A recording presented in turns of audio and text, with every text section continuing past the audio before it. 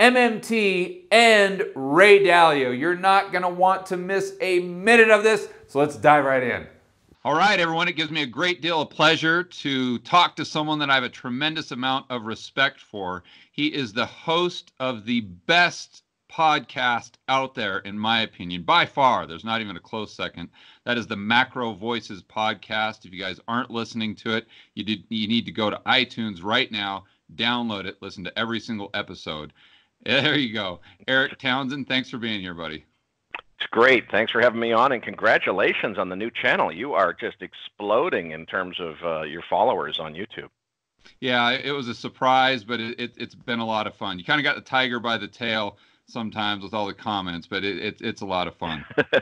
For the viewers that don't know your backstory, do you want to kind of outline that, give them the Reader's Digest version? Sure. I was I was a software engineer and entrepreneur in the 90s. I ran a software company. The end of the 90s, valuations were just crazy, and I wasn't ready to be retired, but I was definitely ready to cash in on the crazy valuations that were being paid for IT companies. So I sold the company in 98, and it was the right business decision in the sense of timing the market. Maybe, we were 6 months early at best. We just before the dot-com bust happened. So I got out of the software business in the nick of time. That was a great business decision, but it left me personally not really sure what was next in life. And I went through trying to be retired for a few years. That doesn't work when you're in your 30s, and eventually reinvented myself first as a private investor. Then I went on to run a macro strategy hedge fund for 5 years. So basically, computer geek first, and then hedge fund. And these days, I'm kind of going back to a little bit of the computer geek. I'm doing a lot of Python programming and processing market data and doing some custom systematic trading strategy development. So bringing the software skills back into the fray, which I didn't expect to do. But boy, it's changed. Everything's in memory now. You don't have a database. It's all in memory. It's a whole different paradigm of programming than when I retired from the software industry back in 98. Yeah, so that brings me to my next question. And I think you've got such an incredible background because you're combining not only the tech side of it, but the macro side of it as well. And you came out with a book, and it's called Beyond Blockchain, The Death of the Dollar and the Rise of Digital Currency. And this is something that I talk about a lot. Can you go ahead and expand on that? And I know I loved the way the name that you gave for the digital currency. You called it the Orwell, and in your book, and I would suggest everyone going out and getting that. But can you expand on that a little further? Sure, I'll give you the quick thumbnail Reader's Digest version of the book. I think that digital currency is going to dramatically change the world that we live in. I think that over the next 25 or 30 years, we'll have a digital currency revolution, which literally redefines what money itself is. And it's not just money that it will be replacing.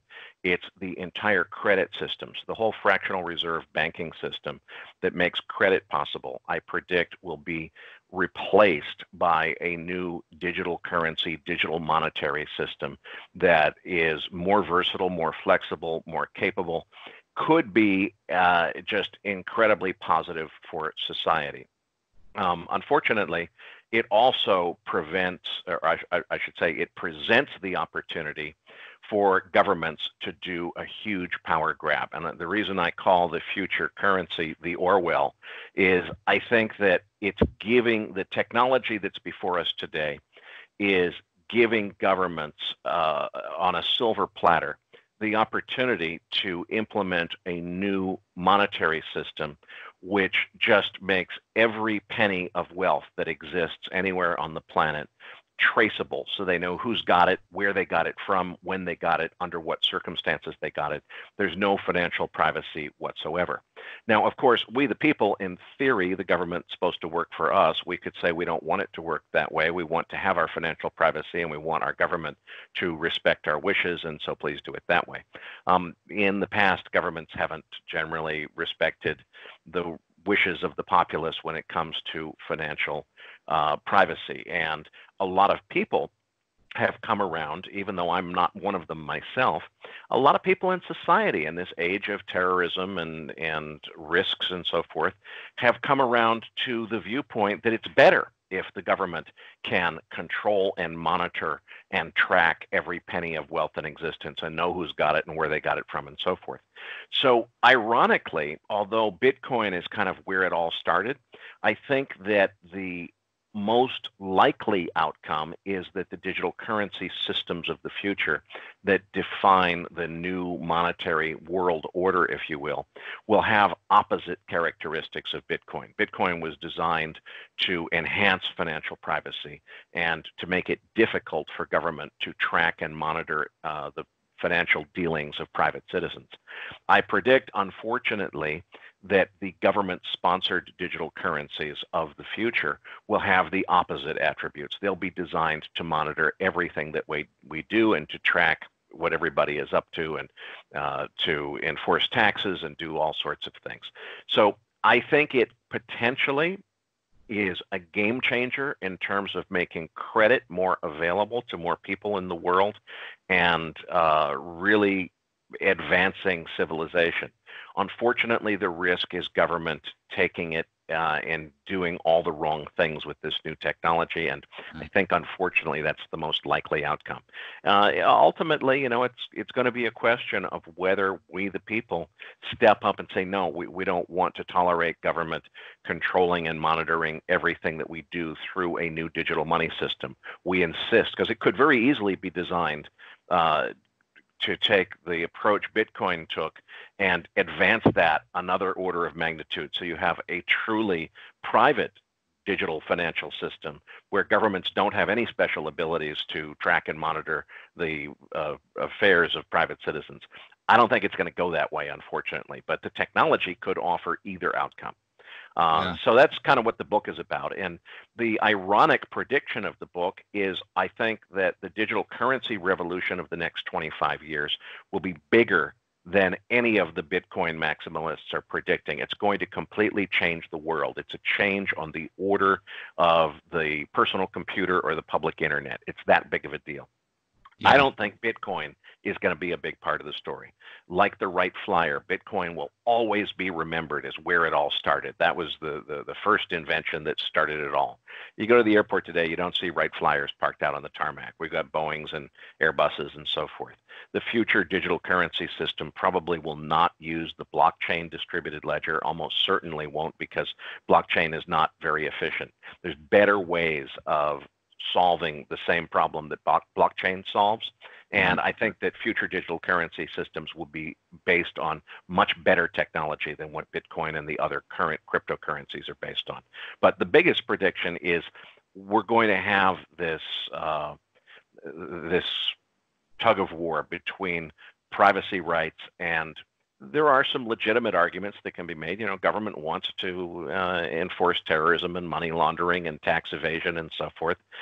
They could build technology that makes the future government-sponsored digital currency systems very, very invasive on our privacy, and I'm afraid that's the direction we're headed in.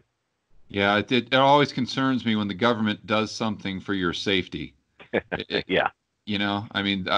Most people don't realize that that's how they sold the general public on building the Berlin Wall. It was for their safety. So I always hesitate. And it's the same thing with currency. Currency makes our life a lot better, a lot easier to transact. But once government takes it, they just take it to a level where it actually becomes detrimental. So you talked about with the Orwell, let's call it that, being a way that the government can spy on us. But is there a way, you really thought this through, is there a way for them to control the actual spending in addition to spying on people? So the way I kind of thought about it in simple terms is if someone went out there and got a DUI, as an example, the government, if they have this digital currency that every single token, if you will, is tracked and can be monitored, they could say, you can't buy alcohol for the next 5 years. And they could enforce that. Is that true or not true? Oh, it's absolutely true. And the scary part is you technology is very capable. You could design a digital currency system to do just about anything. And one of the possibilities is you could give government the ability to seize anyone's money anywhere on earth. So say, they get a court order that says George Gammon has been found out he's actually an arms dealer. All of his money, anywhere he's got it in the world, we're going to extinguish that money. We're going to block it by clicking a mouse. You could design a digital currency system that gives government that degree of power and authority over everyone's money. Now, you and I could probably agree pretty darn quickly that that's a bad idea. Folks that work in government think it's not just a good idea, but they think it is their patriotic duty to their countries to introduce ideas like this because they think it's the best way to save us, to protect us, to make us safer. I agree with you. The Berlin Wall is a perfect example. The new Berlin Wall is going to be a Berlin Wall of governmental control over money, where the idea now where possession is 9/10. If I've physically got my coins or my dollar bills or whatever in a suitcase and I go hide someplace, I've got it. They're going to have the digital ability to extinguish your money without physically having to make contact with you, because all money is going to exist in a digital network. You could design it very easily so that it's completely impossible for government or anyone else to take your money away. Or you could design it so that it's easy for them to take your money away. Well, which one do you think the people who are in power are most likely to favor? Right. So there have been times in history when we've had major uprisings of public sentiment where people have said, we're leaving England. We've had enough. We're going to have the United States of America. We don't care if you think we're your colony. We're going to dump the tea in the harbor. We're going to have this Declaration of Independence, and we're going to draw up a constitution which favors individual rights over the power of government, even to the extent that there was in the creation of the United States of America, there was this legal doctrine in the creation, which is, we'll take the risk of loss of security. It's more important to protect the rights of the individual than it is to make society safe. We have to protect the rights of the individual above all else. That was, one extreme pendulum swing. Society's kind of gone the opposite way to a large extent. Most people around the world, if you tell them, look, we need a Berlin Wall around the money system. We need to stop having the current money system. It all needs to be online and digital, and the government needs the ability to be able to take it away from terrorists and bad guys at the click of a mouse anytime the government decides that's necessary. Most people around the world, George, will fairly easily be duped into thinking that's good for them. Yeah. Right. Government, they're not going to do anything to me. I'm a good guy. It's just the bad guys they're going after. Well, right. The Berlin Wall is a perfect example, isn't it? Yeah, that's right. And I want to make sure that we're clear for anyone listening out there that says, well, I'll just store my cash or I'll be able to pay for things with gold. And I'm a big fan of gold. But in this scenario that this picture that you're painting with your book, and with this digital currency, there is no cash. And it would be, correct me if I'm wrong, but it would be impossible to pay for anything with gold unless you were just kind of do it behind the scenes, on the black market, because every business would be set up with, let's just call it a digital currency terminal, like a credit card terminal, but it just takes that digital currency. So there is no way to transact in a fiat currency or in a paper currency or gold or silver. Am I seeing that correctly? Yeah, I think it's very likely. I mean, there will always be a black market no matter what. There's always criminals. But I think it's very likely that once we have government-sponsored digital currency systems, it will be declared that anyone who's trying to do any kind of business outside of the system obviously must be hiding something. So that should be illegal, right? And so it will be, well, okay, if I've got a gold coin and I want to use it to buy something from you, I've got to sell that gold coin for government approved digital currency for Orwell's, so that they can track that transaction and make sure I paid taxes on it if I had a capital gain. And then once I've got my Orwell's, I can use them to buy something from you. Well, what if I just want to give you the coin directly? My guess is that will be illegal someday. Yeah. Yeah. It'll still happen. People will still do it, but it will probably be outlawed. Yeah. And in your earlier point, or going back to that, you said that the modern day Berlin Wall, and this is actually the terminology that I use. I call it the financial Berlin Wall. It's not a physical wall around the United States, but it's well, if you can't take your money outside of the United States, or if you can't take your Orwells outside of the United States, well, then how are you going to physically leave? So in essence, it's the same type of thing where the government can physically keep you within a specific border because it won't let you take your money out.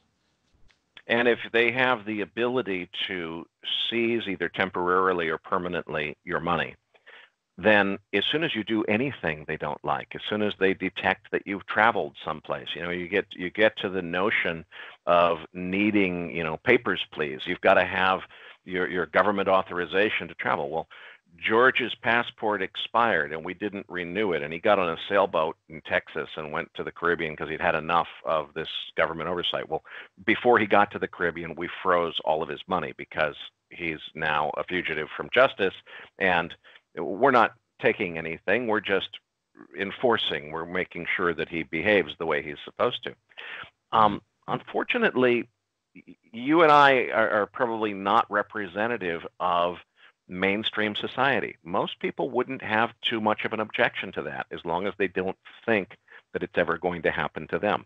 It's just for criminals. It's for guys like George, these international real estate investors who are obviously trying to skirt the tax system. If he tries to get away, we got to be able to get even with him. That mentality is pretty easy to sell.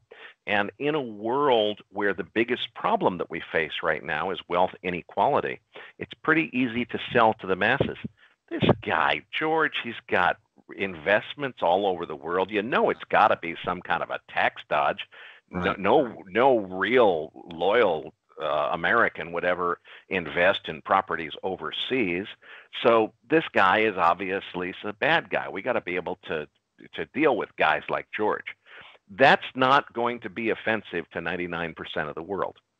It's easy to portray you as a bad guy just because you're unpatriotic by investing outside of the United States.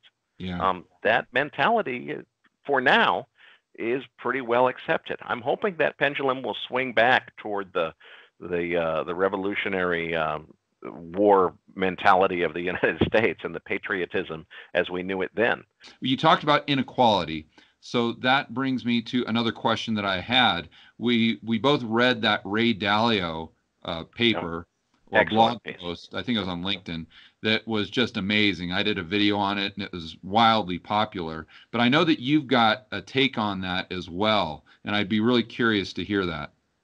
Well, basically where we stand in the history of finance right now, the way things used to work is what the stock market was all about was you're buying stock. You're basically you're trading a certain amount of money in the here and now for a claim on future earnings. It's all about the future earnings potential of the companies that you're buying. That's what the whole equation comes down to. What's changed is it used to be, okay, so let's analyze the prospects of those companies to continue to produce earnings. How's the economy looking? How are their customer bases and so forth?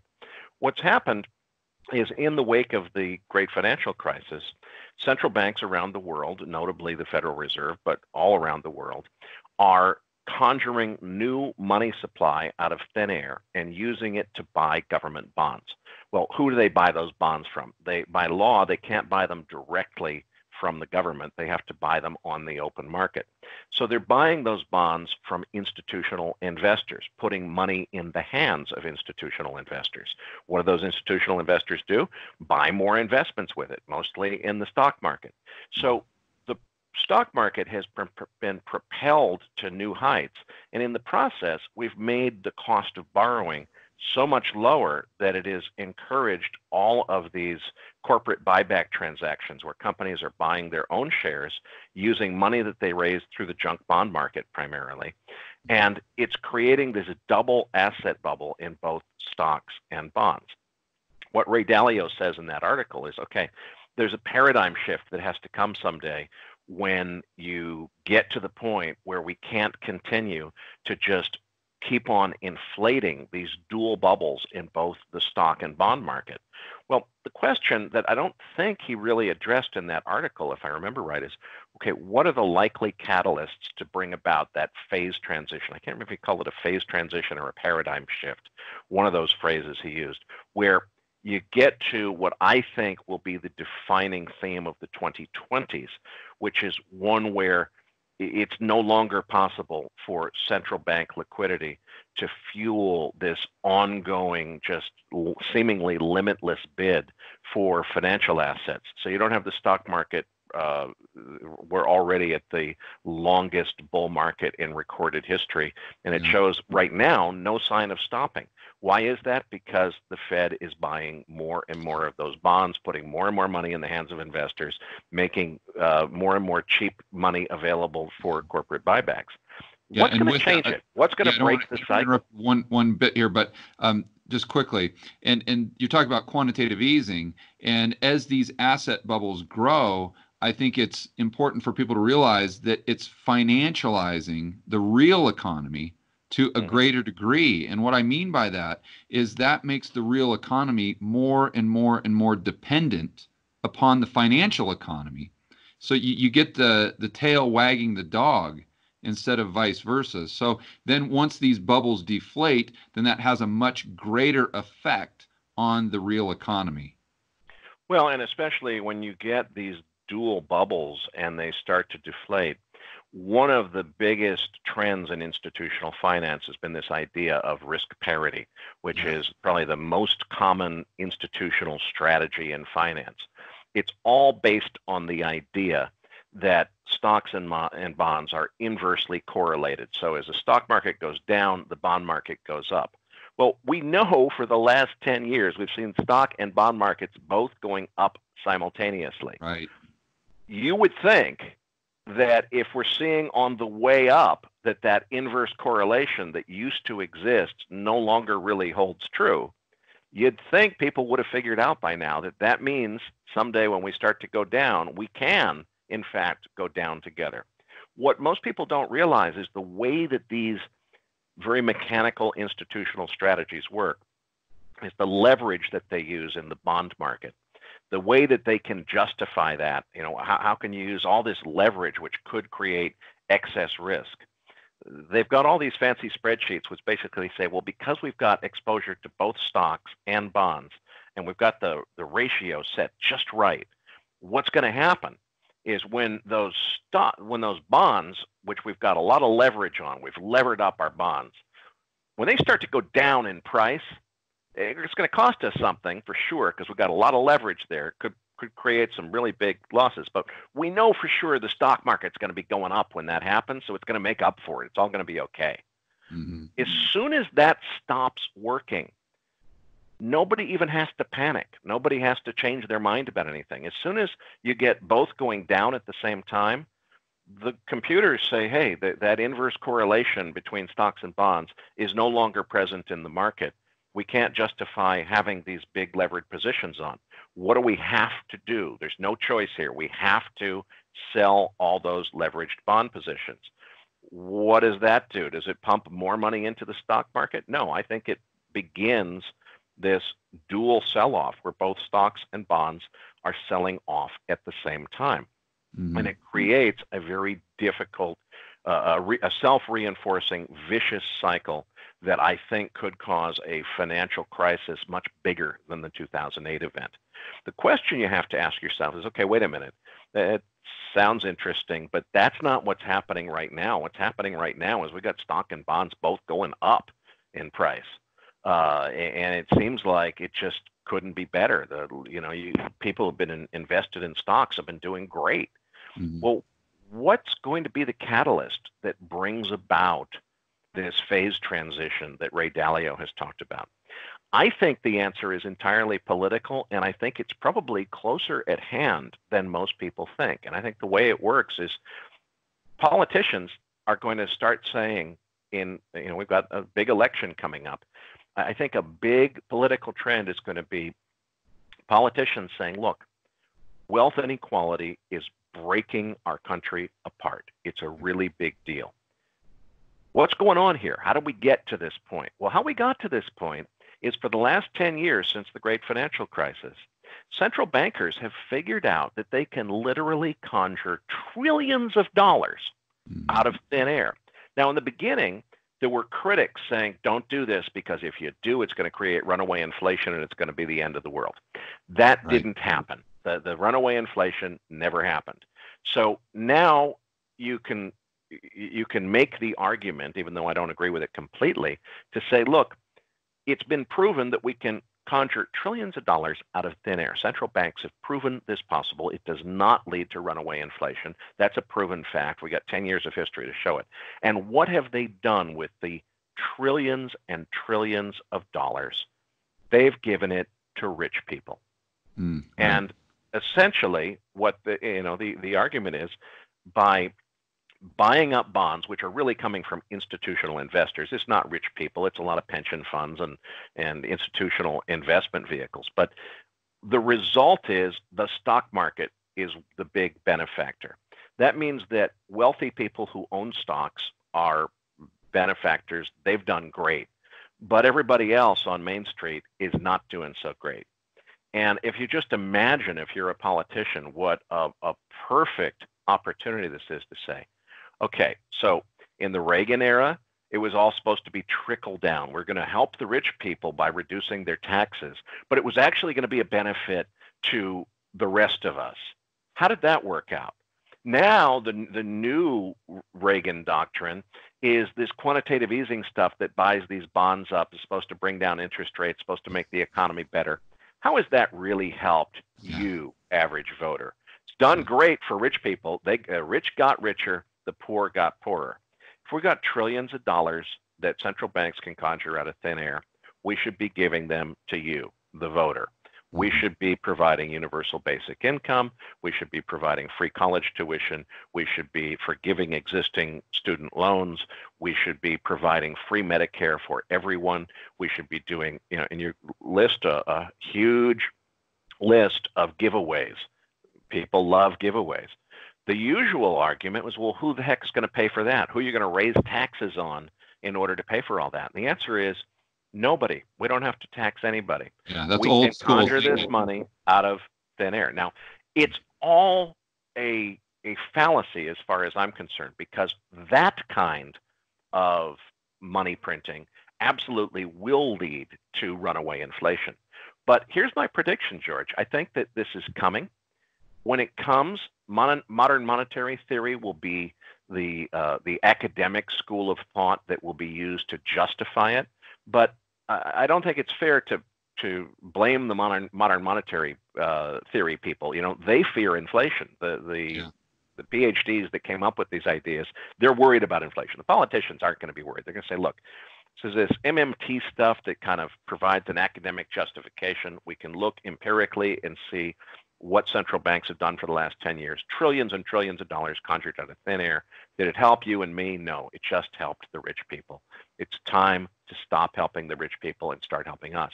My prediction, George, is this will be perceived when it happens as a terrific success for the first few years, because initially, in the beginning, you won't have the runaway inflation that is ultimately going to lead to a Great Depression, which is much worse than the Great Depression from the 1930s. It's not going to have any of those ill effects. In the beginning, inflation is always a good thing. It's only when that inflation starts to run away and suddenly nobody's money is worth anything that you really get into a problem. So I think what we're headed toward is a phased transition where the working class people say, look, we've had enough of this quantitative easing benefiting the rich people. When they say, for the benefit of the people who deserve it, damn it, we're going to have politicians who demand that any quantitative easing money go to be spent on universal basic income, not on buying government bonds. Well, wait a minute.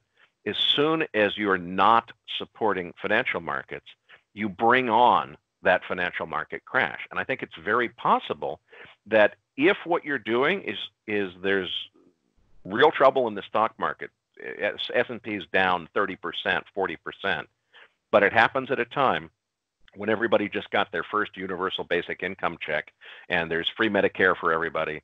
Everybody's going to say, you know what? The hell with the rich people. Let their stock market crash. The hell with them. That's not good for the world. We need the stock market because it represents the equity of the companies that run the economy. We can't let the bond market crash because that literally is the funding source for the entire economy. But I think we could get to an environment where politicians are saying, no, we're not going to keep bailing out the fat cats on Wall Street. We're going to bail out Main Street. That will be so politically popular that I think they could let financial markets go for a while. Eventually, it leads to runaway inflation, and you've got just a hell of a problem. But it won't be a bad thing in the beginning. At first, everybody will be getting free stuff, and it'll seem like, hey, we didn't have to raise anybody's taxes. I got universal basic income. My kid doesn't have to pay back their student loans. This is great. And it will feel great to most people in the beginning. And it's a setup for a colossal late 2020s economic Armageddon, frankly. But in the beginning, it's going to feel great. Right. So a couple points I want to make there. First and foremost, when you talked about MMT and the politicians taking that from the people who have actually engineered it, that's the same thing they did with Keynesian economics. Most people think that Keynesian economics is what we see the politicians talk about now, but it's not. In fact, I remember watching Milton Friedman videos where he said that if Keynes was actually alive and saw what people are calling Keynesian economics, he'd have a heart attack. I think you're exactly right that the MMT inventors are going to be they're going to be scapegoated exactly the way Keynes has been scapegoated. Keynes didn't say print money like crazy and never pay it back. He said pay it back. And the MMT people, the academics that have come up with it, are not saying don't fear inflation. They're saying fear inflation in a big way and watch it very carefully. The way it's going to be bastardized is politicians will take it and say this is a justification for us to use quantitative easing to fund massive social spending to buy votes, and it's eventually going to bankrupt the economy. But it won't happen right away, and it's going to feel really good for a while. And I think that unfortunately it's inevitable at this point, and it's inevitable. I think we have to acknowledge that people who are frustrated about wealth inequality in this country and elsewhere in the world are absolutely right. You know, what capitalism used to be when you and I were kids, George, it was the idea that doesn't matter if you're just a poor immigrant and your family is nobody. Anybody can start a business. Anybody can become a millionaire. Anybody who's willing to work hard enough. You don't have to have a whole bunch of assets to start with. You don't have to be from the right family. Anybody who's willing to work hard can become successful. And that system of incentives that made it possible for people to work hard and create businesses and create employment and create prosperity is what made the United States what it is. That's what capitalism was supposed to be. It has become this corrupt system where, frankly, the Wall Street banks have captured the regulators. The regulators work for them rather than policing them. And they've captured the politicians, and they've managed to lobby for policies that help the bankers, and they've created this ridiculous wealth inequality situation. So we have ourselves, we only have ourselves to blame for this situation that's been created. And I think that investors are going to be in for a hell of a ride before the 2020s are out. And I think going back to Friedman, he was the one that said that the most important, with capitalism, you have profit and you have loss. But loss is actually a lot more important than the profit. Yeah, and if you try to take the risk out of capitalism and you're bailing out the people, people take risk, they win some, they profit. They lose some, they persuade politicians to bail them out. That's not capitalism. That is a utterly corrupt system which is what we've come to. And you look at the whole financial crisis, it came from the utter corruption of mortgage lending. The entire industry was jokingly referring to the most common financial product as a liar loan because they knew that the people that were borrowing the money couldn't possibly pay it back. And they lent the money to them anyway because it wasn't their money. And they knew that the buyers of those bonds would be the suckers in the end. We've gotten to this system that's so utterly corrupt, nobody ever went to jail for that. Actually, that's not true. There were victims of that event, the people that got the mortgages they couldn't afford, staged a big protest outside of Bank of America in Los Angeles. A whole bunch of them were both arrested and put in jail and roughed up by police in the process. So the victims of those financial crimes were put in jail, but none of the perpetrators were. And it's no surprise that people are angry. And I think that their anger has been brewing and growing for the last decade, and it's about to blow over. And when it does, I think we're going to see a huge amount of quantitative easing used to facilitate a bunch of social spending, which will ultimately result in malinvestment and runaway inflation. So it's going to be a scary time. Yeah, QE for the people. So I think what a lot of people have a hard time understanding, Erik, and maybe you can explain this, is why the Fed can increase their balance sheet, can take it to 4 trillion, can do all this quantitative easing, and it doesn't produce inflation. But if they did it the other way and put it into the real economy, how it would produce inflation. Can you connect those dots for us? Well, the answer is that if you conjure trillions of dollars out of thin air, it always produces inflation. The thing is, if you conjure those trillions of dollars out of thin air and you use them to buy bonds from institutional investors, then the inflation that you're creating is an inflation in financial asset markets. And that has definitely occurred. We've had the biggest bull market in both stocks and bonds over the last 10 years in recorded history. And we're at 5,000-year lows by some measures on interest rates. Well, how is that possible? It's because there's been a massive inflation of asset prices. Right. If you start to use the same mechanism to conjure trillions of dollars out of thin air, but instead you give it to the people so that they can spend it in the real economy, now you're taking those trillions of dollars and you're not pumping them into asset markets through the quantitative easing mechanism that's been used before, but you're pumping it into the real economy. On one hand, it certainly is true that you're helping real working citizens as opposed to bankers when you do that, but that means that the money is going into the real economy and it produces price inflation in the real economy and all of the problems that are inherent to that. So I think we're going to have an inflation problem that's much worse than the inflation problem of the 1970s, but it won't happen overnight. First, this will be perceived as a great success. When they first start pumping trillions of dollars into the real economy, it's going to feel great. The economy is going to be strong. Everybody's going to be happier. They've got a new source of income from a government-sponsored check. Everybody feels great. There's no free lunch. Ultimately, there has to be a consequence for that. And the consequence will be runaway inflation, but it won't happen overnight. And there will be enough time for this new policy regime to be perceived as such a wild success that it will just be embraced, and everybody will want to do more of it. And then we'll get probably in the mid to late 2020s into a really, really scary situation.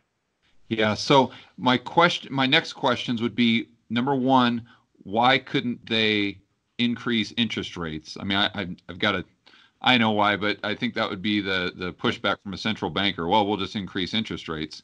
Or the feedback that I get from a lot of the people who watch the channel is, well, okay, Erik, I get what you're saying, but why can't we just be Japan? Japan's been doing it for 30 years. So why is the United States any different? Why can't we go down that road? Well, first of all, if you were to increase interest rates to combat inflation, immediately you would bankrupt the U.S. government. The U.S. government is now 20 2, 3, I've lost track, $23 trillion in debt. It is impossible for the U.S. to service that much debt unless you have these epic low interest rates. So interest rates have to stay as low as they are now because it wouldn't be possible to service the debt otherwise. So that's why we're stuck with low interest rates. Can you continue to have very low interest rates and still get away with pumping money into the real economy? You can for a few years. Eventually, it's going to produce runaway inflation, and you'll be unable to fight that runaway inflation with the usual mechanism of increasing interest rates, because doing so would bankrupt the federal government. So you get into this ultimate liquidity trap at some point where you can't get out of it with higher interest rates or printing more money. And it's not until you get the runaway inflation that it really becomes a problem. And I want to be clear on that too, because a lot of people push back and say, well, Erik, you're talking about the market going down or interest rates going up. Well, the Fed can take care of that. They can just print more money. But to your point, the Fed paints themselves into a corner where if we do get inflation, that's their kryptonite. Once we start getting inflation, then they can't print any more money.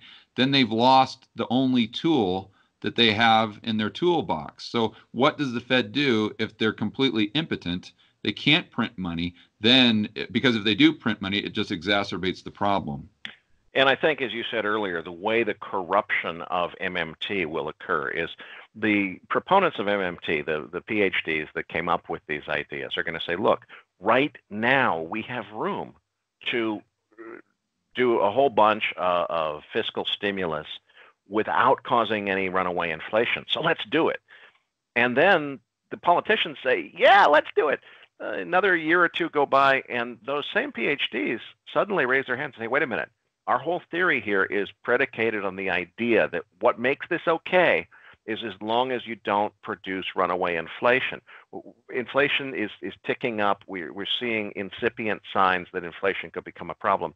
We got to stop doing this stuff, because otherwise it's going to be a problem. And the Stephanie Keltons of the world are going to be the first to stand up and say, it's time to stop. Remember, we told you there would be a time to stop. It's when you get an inflation problem, that's when you got to stop. Now's that time, stop. Politicians are going to say, okay, sideline that lady, we'll find somebody else that will support what we want to do. Let's keep printing money. Quick, take away her Orwells. Yeah, exactly. You've interviewed some of the smartest people on the planet Earth. I mean, I could go down the list, but I wanted to make sure that I got your take on the biggest lesson or lessons that you've learned from interviewing all of these people, and how have you implemented that in your own investing strategy? Wow, excellent question. The best way I can answer that is, in the beginning, I was looking for the guru, the one guy who's so smart that they've just got all the answers and they've got it all right. There is no one guru who's got it all. When you can identify a list of gurus, some really smart people with competing ideas, and that's what I really try to look for now, is if I find an absolute genius like a Jeff Snyder who's talking about the commercial Eurodollar system and why it's creating this global US dollar liquidity squeeze, immediately I want to go and find somebody just as smart on the other side of that argument, because I know that financial markets are complex systems that are impossible to accurately predict far in advance what's going to happen.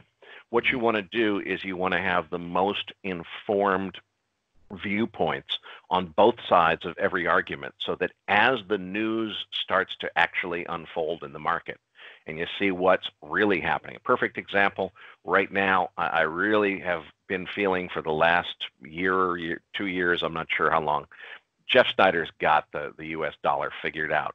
Everybody was saying the US dollar's got to go down. It's got to go down. It's got to go down. Jeff Snyder's saying, here's the reasons that, even though it's not bullish in the sense of healthy economy, here's the reasons the dollar squeeze is going to continue to push it higher. Well, if I just said, okay, Jeff's my hero, I'm only going to listen to him, everybody else is wrong, I'd be screwed. What you've got to do is be saying, okay, let's talk to a Keith McCullough. Let's talk to a Luke Groman.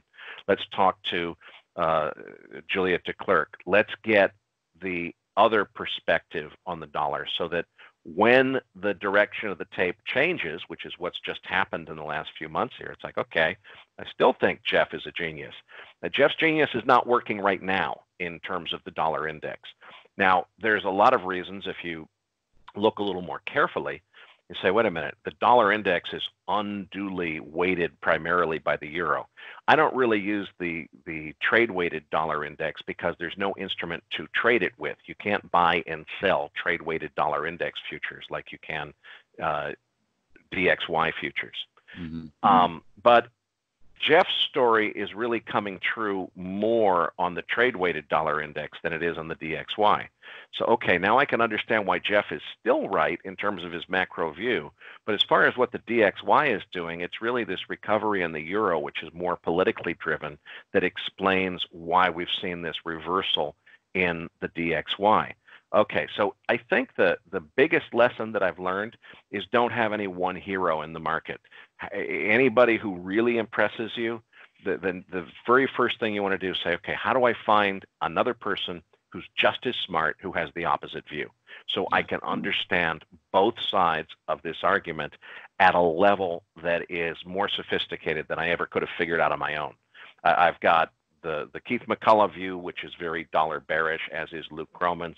I've got the Jeff Snyder view. I understand all of them, and now as I watch things actually unfold in the market, I can benefit from all of those insights and try to figure out what's happening.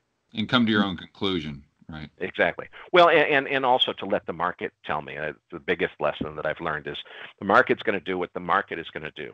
And one of the things that the market does is it gets it wrong when enough. I mean, the market is just a reflection of people voting with their trades.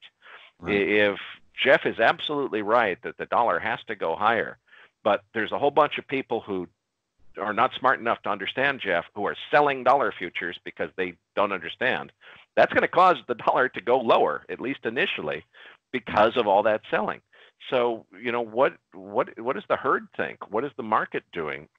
You've got to realize that the benefit of really smart people who have really brilliant economic views, it's only in trying to stay ahead of what the herd is going to figure out.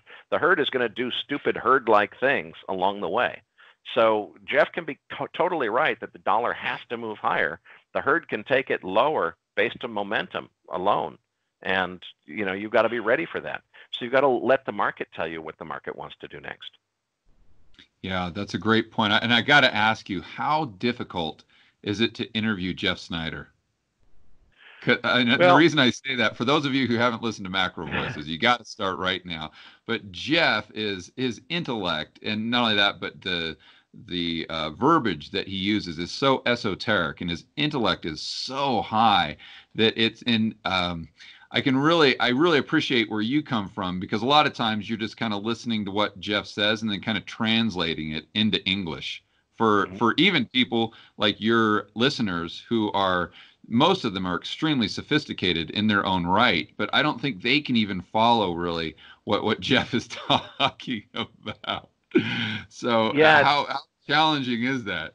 Well, it is a challenge, but what I find is with the different guests that we have on the program, especially the regulars, it's a completely different task for me. Most of what I do with Jeff, I never could keep up with Jeff enough to really be probing and challenging his thinking. He tells me what subjects we're going to cover. He gives me an outline. He gives me kind of a bullet list of what questions to ask him about, because he's prepared slides to talk about them.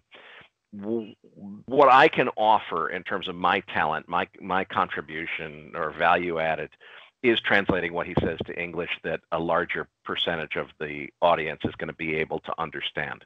Mm-hmm. There are other guests where I don't think they're really inclined to talk about the issues that are important unless I guide them to the right issues. Right. And so there are some people where my job as the interviewer is to get them onto what's important. There's other people where they already know better than I do how to get to what's important. My job is to translate it so the audience can understand it. Yeah. So it really depends on who it is and what the topic is. And we've had a lot of really terrific guests on the show, and I think the unsung hero of MacroVoices, a lot of people don't realize, Patrick Seresna, my co-host, is not just on the air. He's the guy who's actually negotiating with all of the guests to get them to agree to come on the show.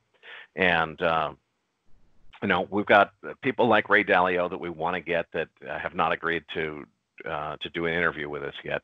But for the people that he has gotten, he's got people like Chris Cole. I mean, just brilliant and very prescient in his views. We got him coming back in February. We get more requests for bring back Chris Cole than anything else.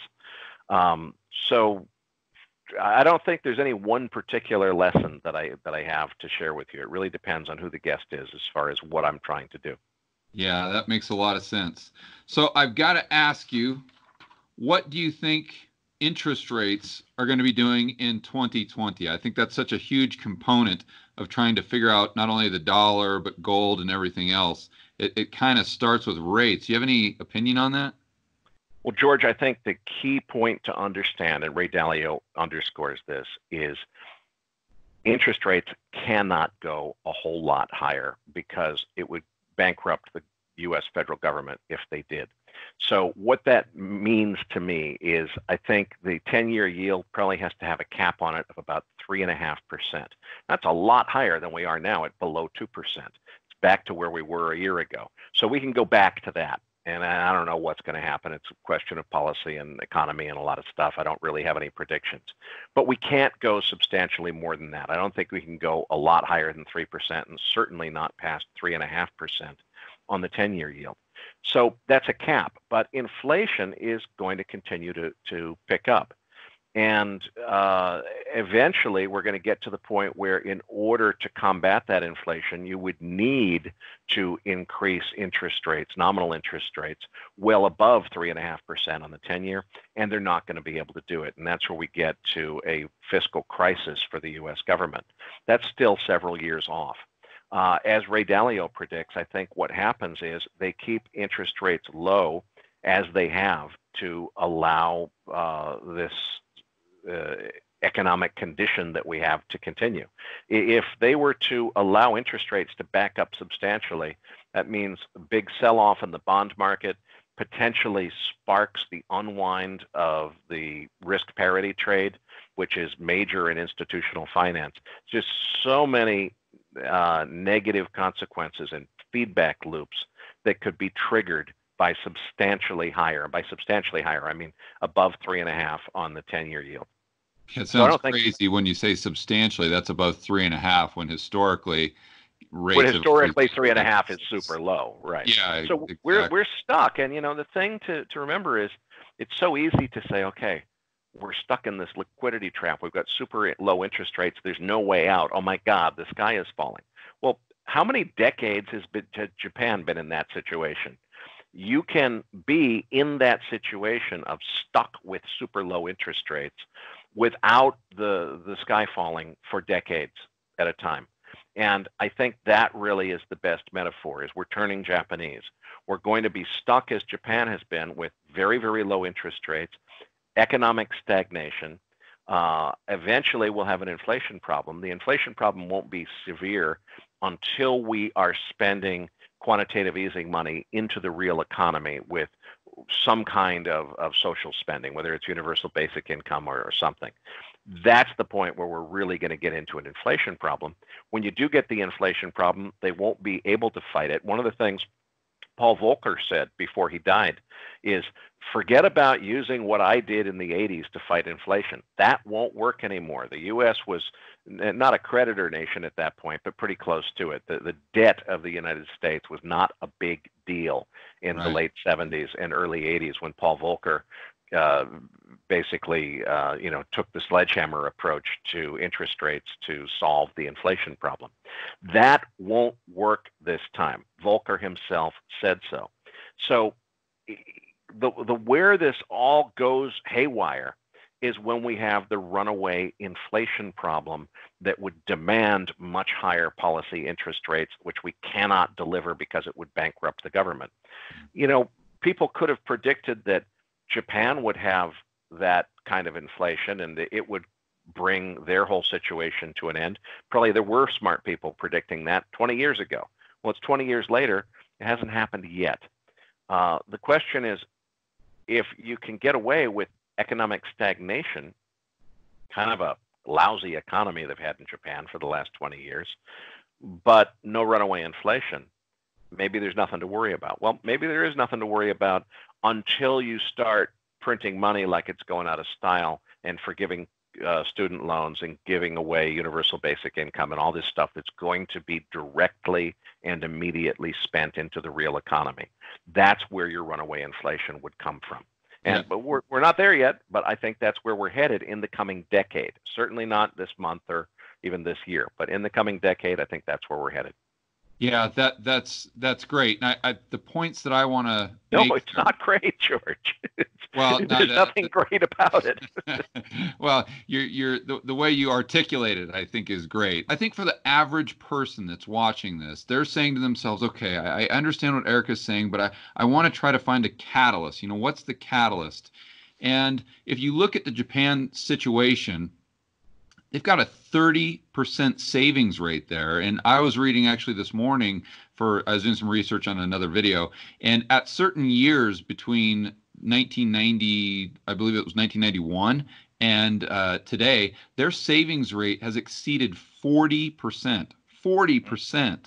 So that means that even if Japan does MMT, there's going to be no velocity because people don't spend the money. They just put it right back in the bank or under their mattress. Where in the United States, where we've got, let's say, a 2 or 3% savings rate, when you do that MMT or that helicopter money, that QE for the people, we're not going to tuck that under the mattress. The Americans are going to go straight to Walmart, straight to Target, straight to the Ford dealership, and they're going to spend that money. So I think if I'm an average Joe American that's listening to what you're saying and trying to figure out that catalyst or the potential catalyst, and again, there's no certainties, there's only probabilities, but that would be MMT in the United States or helicopter money. Once they start doing that, I know that it might not happen right away, but within a couple of years, I need to be concerned, and I need to understand that there's a good potential for inflation to be on the horizon.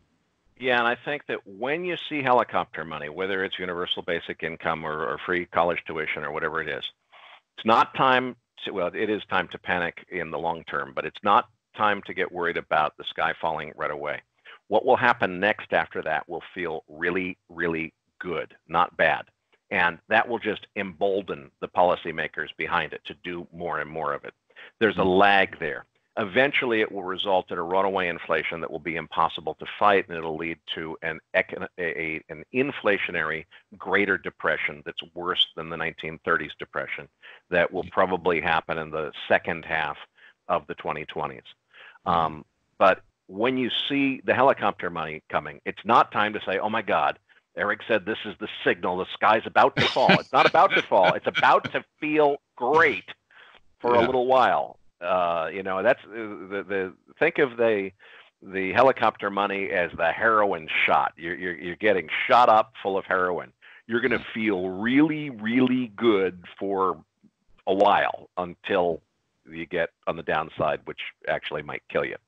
And I think that's probably the analogy. So, and the other thing that I think is important to realize, you know, gold investors get so excited. I don't understand this. People are saying, this is going to be great. My gold is going to, when this stuff he's talking about happens, my gold is going to soar. It's going to be worth $10,000 an ounce. Yeah, it probably is going to be worth $10,000 an ounce. It's nothing to celebrate. It's going to be worth $10,000 an ounce when the $10,000 are not worth very much. The ounce of gold will be worth the same as it is today. It'll buy the same amount of stuff in terms of purchasing power. It will be the money. And the thing is, you got, let's say at $1,500 today, you've got an ounce of gold.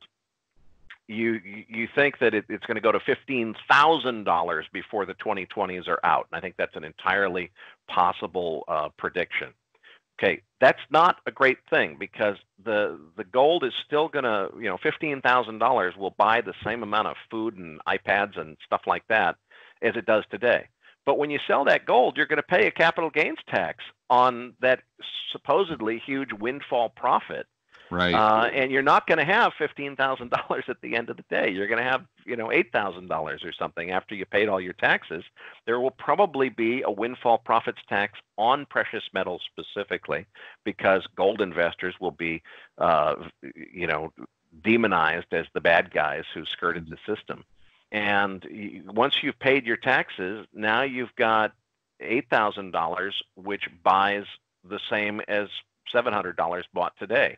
It could be much better if the price of gold went down from here. That would mean that my predictions about bad stuff happening to the economy didn't really happen. Gold is not really a get-rich asset. It's a stay-rich asset when the money it's denominated in collapses in price.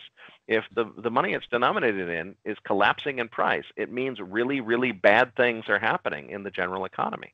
And unfortunately, I think we are headed toward that in the next 10 years, but not right away. And when it starts, it'll start good. The inflation that comes from helicopter money is going to feel great at first.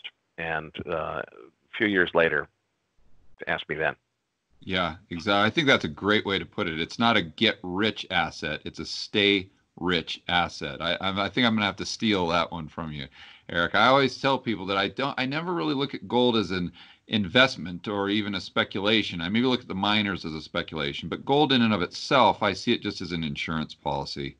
It's just it's just to maintain your purchasing power. It's a store of value. That's what it is. But, by the time that the predictions that we're talking about were to actually come true, gold's not going to $15,000 this year. By the end of this decade, it's quite possible.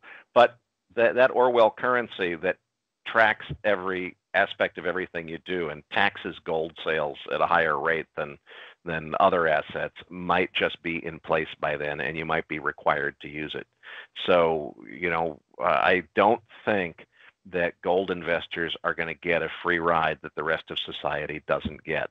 Just because you were smart enough to know that gold is the asset that will benefit in terms of its nominal price the most, doesn't mean that you're going to be allowed to benefit as much as you want to. You're going to be targeted as these gold investors. They made a killing when everybody else was suffering. We got to tax those bastards, and let's get them.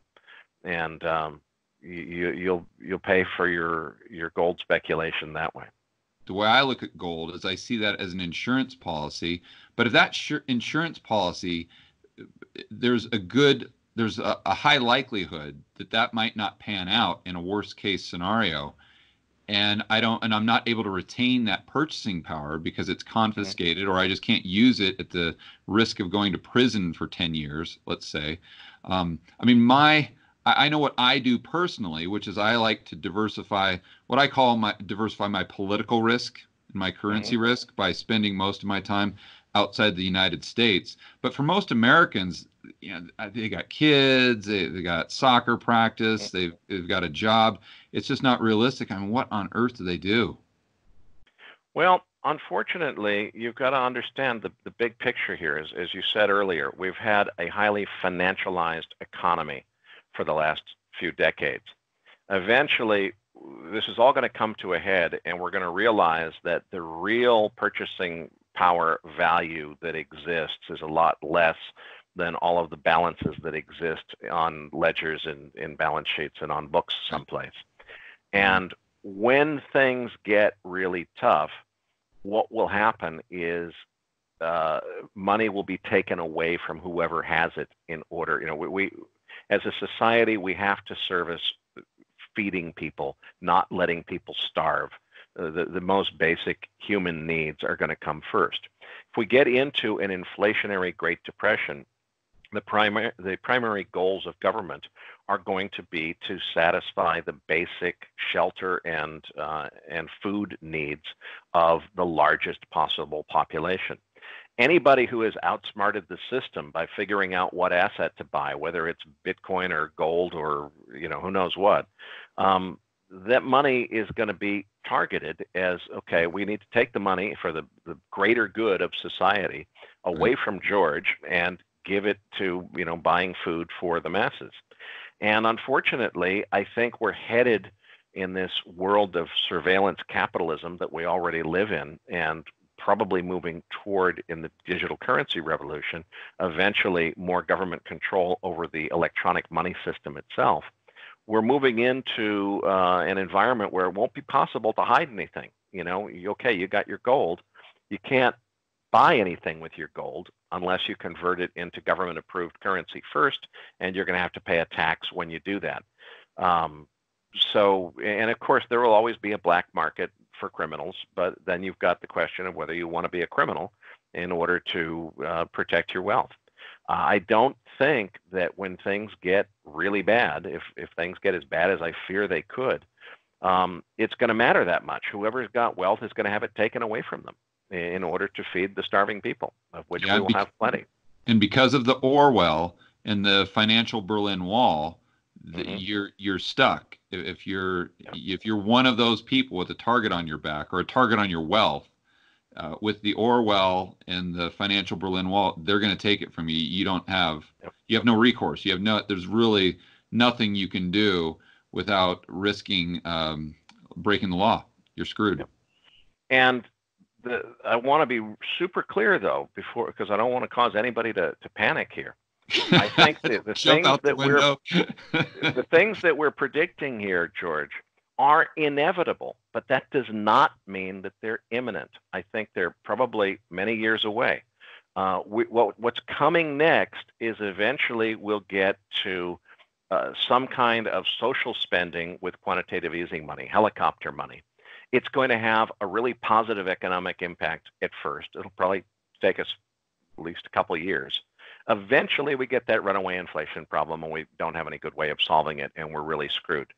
I don't know how long that takes. It's probably several years. These things generally take longer than most smart people think possible in order to resolve themselves. But eventually, we get to the point where this financialized economy and this massive run-up in asset prices that's happened in the wake of the great financial crisis because of all this quantitative easing.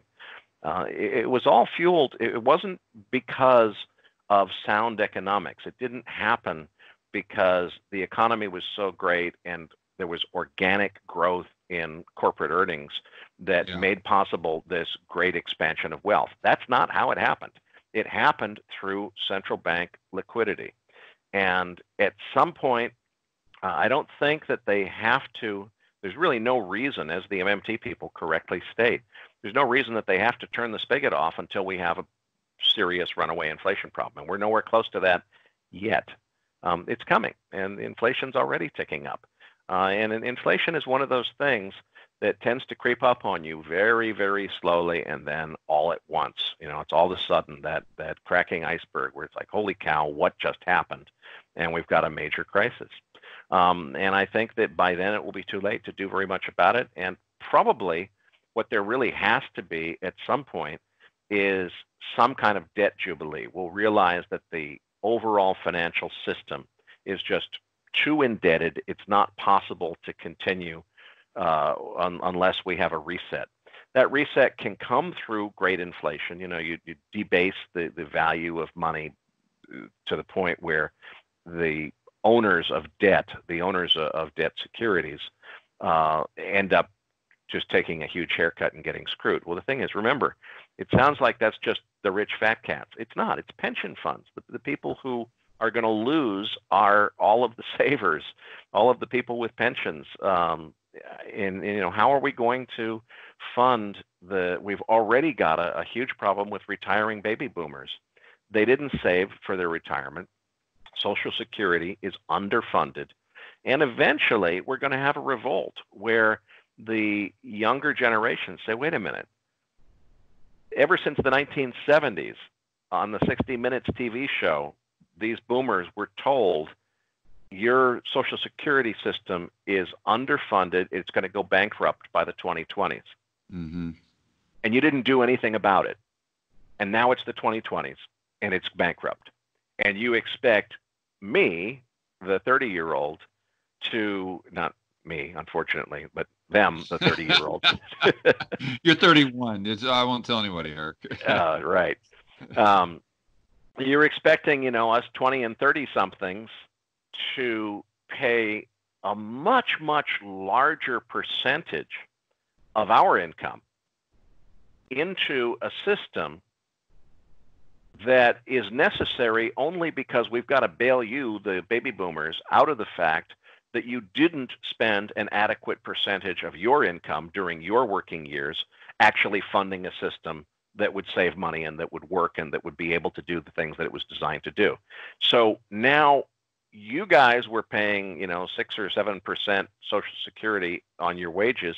You want me to pay 25% because I've got to take care of you? No thanks. Well, what's the alternative? Let all of the aging baby boomers, starve in the streets with no place, no money for retirement and no way to pay for their medical bills? I think as a humanitarian society, we can't let that happen. Well, who's going to pay for it? Initially, I think the answer is very clear. Quantitative easing. We'll conjure the money out of thin air in order to pay for boomer retirements to bail out the Social Security system so that we don't have to tax younger generations.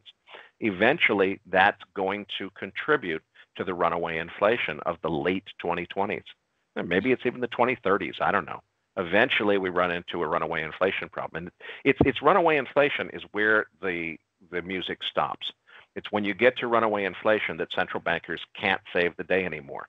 And we're nowhere close to there yet. A lot of people predicted in the beginning of quantitative easing in 2009 that within a year we'd have a worse than the 70s inflation problem. Hasn't happened. Well, if you think about it, it did happen. It happened in asset markets. Well, that was a good place. Everybody's happy about that. It's when you have inflation in the general economy that you get into a real societal problem.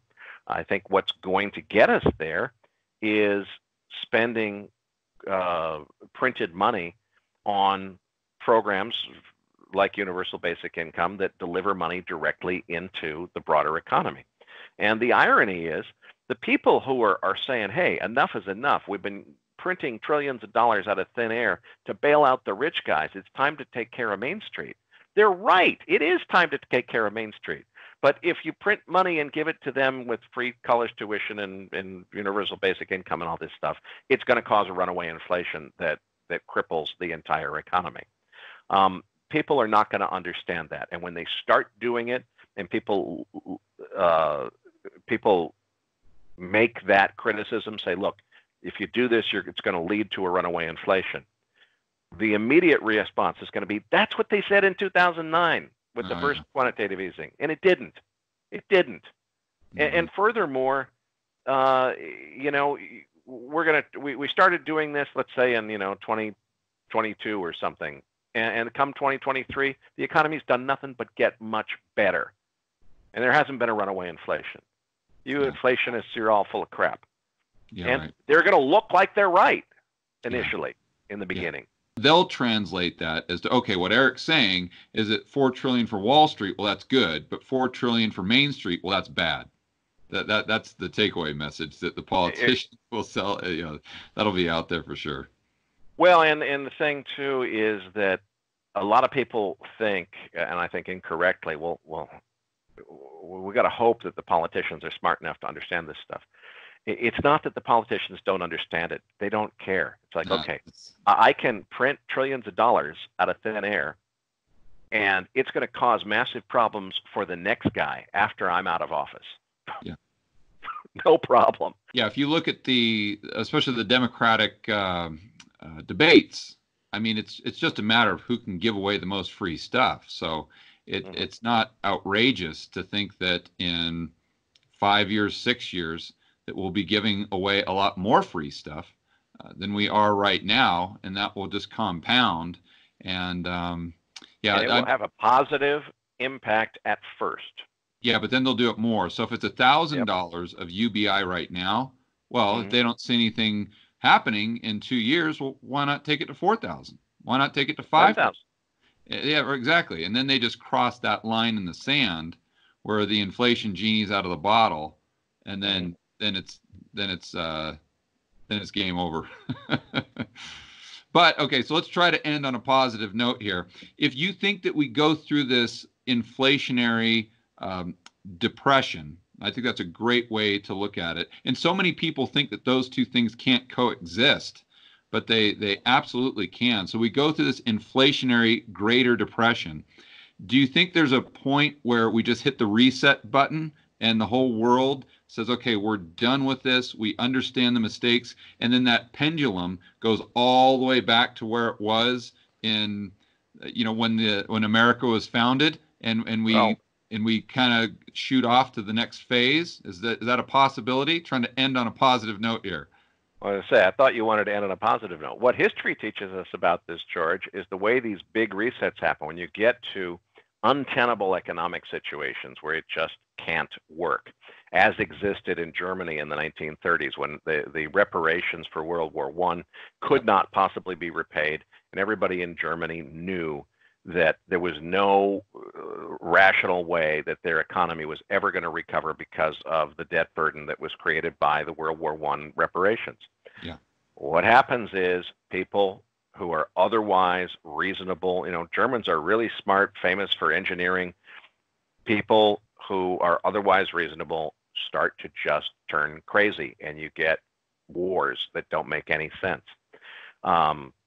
I think that the way you get a total financial reset is when the world recognizes that the U.S. dollar hegemony has reached a point where it can't continue, and you get a major war, and China and Russia try to take over the global economy and oust the United States. If you look at the regime change, the British Empire was the most powerful military force and economic force on earth before World War I.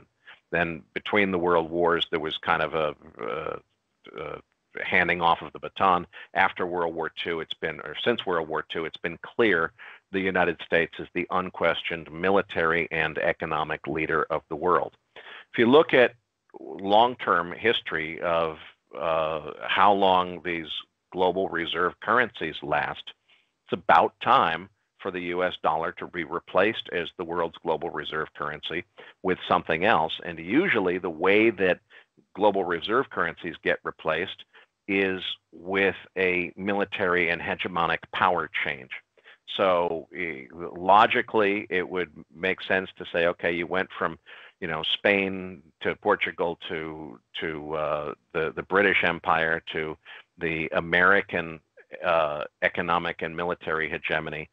Maybe China, Russia, or some combination of the two is next to hold that top dog seat in the world for the next 80 to 100 years. Could it be that some major war between the U.S. and China or the U.S. and Russia is going to happen in the next 20 years that's going to be the turning point, as World War II was, between the British Empire and the American hegemonic era? It's possible. I hope it doesn't go that way. My Mandarin is only a few words, and I would not look forward to you have to do MacroVoices Mandarin. Yeah. All right. Well, Erik, I really appreciate your time. The takeaway that I want everyone, I'm going to try to spin it into something positive.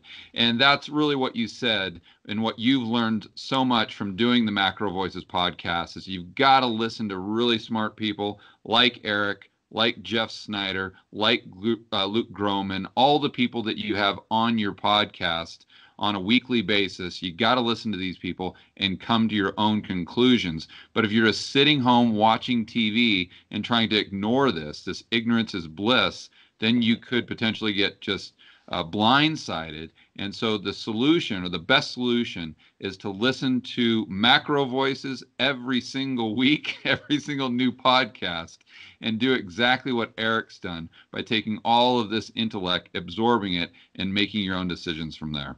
And learn as much as you can about all of this. There's lots of smart people out there with a lot of contrasting views. A lot of people would tell you what I've said today is crazy.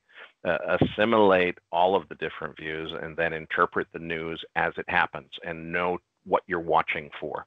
The big signposts that I think we should be watching for are when we get a regime shift from government conjures money out of thin air to spend it on buying bonds from investors, and when that switches to government spends that money on programs basically designed to buy votes. Okay, Erik, so other than going to iTunes right now and subscribing to the podcast, or going to your website, which is macrovoices.com, and buying your book, they can buy it there, can't they? Yeah, the best place to go is macrovoices.com/BB for Beyond Blockchain.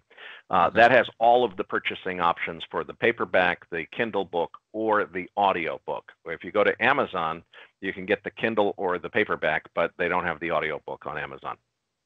Okay, Erik, well, I appreciate your time. Thank you very much. It's my pleasure, George. Congratulations on the new channel. For more episodes of the Rebel Capitalist Show, check out this playlist right here, and I will see you on the next video.